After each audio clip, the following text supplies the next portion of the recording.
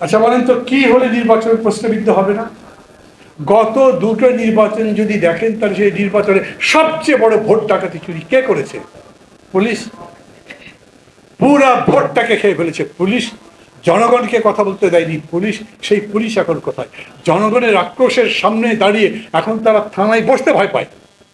আপনি থানার কাছে গিয়ে কোনো কমপ্লেন নিয়ে যান, কোনো জিডি করতে চান, কোনো মামলা করতে চান, তারা বলবে আমরা করতে পারবো না, কোর্টে যান। কোনো তদন্তে যাবার কথা বলেন, তারা বাইরে যাবে না। থানার বাইরে গেলে নিজেদের সিকিউরিটি নেই। ভোট এই পুলিশ দিয়ে হবে? পুলিশ বদলাতে হবে, তাই তো? কিরকম বদলাবে? যদি কয়েকটা আইজি, ডিআইজি এবং বড় বড় অফিসার বদলে দেন, তাহলে কি পুলিশ বদলে যাবে? এই পুলিশ এখনো তলে তলে ঘুষ খায়। আমার কাছে শোনেন, আমি ঘটনা জানি। এখনো পর্যন্ত মনে করে যে মামলা কোর্টও নিচ্ছে না, থানার পুলিশের কাছে যায়। টাকা যদি দেন তাহলে হয়তো মামলা নেয়, এবং সেটার জন্য আবার হয়তো পার্টির কোনো নেতা ধরে, তিনি আবার তাকে ব্যবস্থা করেন। এই পুলিশকে আপনার জনবান্ধব পুলিশে পরিণত করতে হবে। এই যে বিউরোক্রেসি, তারা আজকে দেখবেন, ফেসবুক খুললে দেখবেন কোন কোন সেক্রেটারি কার কার সাথে ষড়যন্ত্র করছে, 2-3 মাসের মধ্যে আর একটা কাণ্ড ঘটিয়ে আবার স্বৈরাচারকে ফিরিয়ে আনবে, সেটা করছে। বিজিবির মধ্যে চলছে, সব জিনিসকে সাজাচ্ছে। আমি বলি, এখন পর্যন্ত এই সরকার কোনো সংস্কারের কাছে হাত দেয়নি তো। আইজি বদলে নতুন আইজি দিয়েছে, এটা কি সংস্কার বলবেন? ডিআইজি বদলে নতুন ডিআইজি দিয়েছে, সংস্কার বলবেন?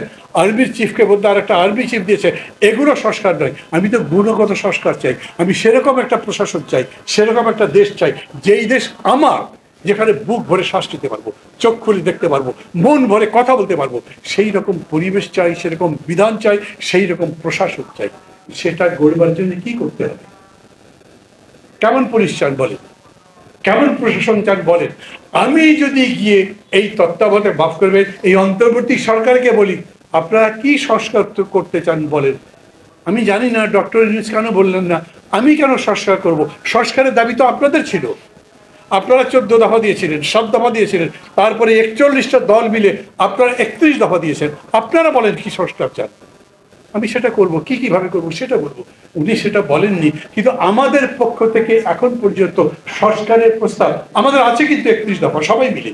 কিন্তু আমরা নতুন করে তো বলছি না যে এই সংস্কার এরকম করে চাই। আমরা তাদের উপরে নির্ভর করে যদি থাকি, তো তারা বিরাট লম্বা একটা লিস্ট দেবেন। ওই যে বিলকিস বললেন একটু আগে যে মান্না ভাই কতদিন সময় দেবেন। আরে সময় তো আমরা দিচ্ছি, তাকে বলছি তুমি কি সংস্কার করতে চাও। এখন সেই সংস্কারের কথা যদি বলেন, এই যে গার্মেন্টস শ্রমিকরা আন্দোলন করছে, তারা বলছে আমাদের বেতন দেয় না, আমাদের উপরে নির্যাতন করে। তারা তাদের সংস্কার বলতে কি বোঝায়? তার চাকরির ক্ষেত্রে নিরাপত্তা, তার বেতনের নিরাপত্তা, তার একটা সুন্দর জীবন, সেই সংস্কার যদি করতে চান কতদিন লাগবে?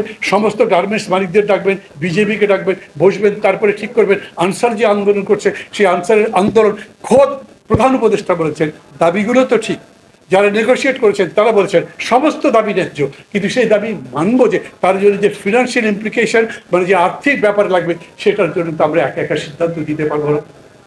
ওটা সংস্কার। এই সরকার এই আনসারদের দাবি আর যত দাবির সিরিজ মাইল ফলক লেগে গেছিল, ওগুলোকে বিটাবে, তবেই তো আপনি সংস্কারের কথা বলবেন, না কি বলবেন? আমি বলি, আমার প্রস্তাব হচ্ছে, আমি বলবো আমি লড়াইটা করেছিলাম এই কারণেই যে আমাকে কথা বলতে দিত না। দেশটা ধ্বংস হয়ে যাচ্ছিল, কারণ দেশে গণতন্ত্র ছিল না, কারণ দেশে নির্বাচন ব্যবস্থা শেষ করে দেওয়া হয়েছিল। আমি সেই নির্বাচন ব্যবস্থা যাতে সুষ্ঠু হয় তার গ্যারান্টি চাই।